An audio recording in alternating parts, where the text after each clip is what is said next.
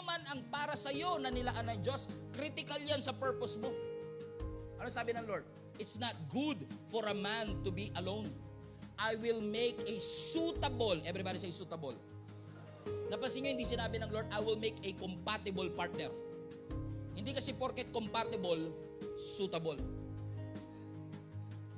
And marami sa atin na di-deceive kasi ang habol natin, compatibility. Hindi suitability. Oo nga, compatible kayo today. Pareho kayong mahilig manood ng Queen of Tears. Pareho kayo mahilig sa pula. Pareho kayo mahilig sa tinapa. Baka kayo na talaga.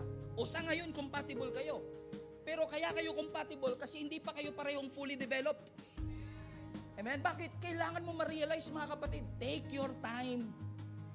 Because if you rush the process, you will ruin the result. Marami akong kilala nagsisettle for less kasi hindi nila nare-realize yung magnitude ng assignment ng Diyos para sa kanila. Bakit ka magsisettle sa mga taong hindi kayang i-define ng faithfulness? Bakit tayo magsisettle sa mga taong hindi kayang i-define ng commitment?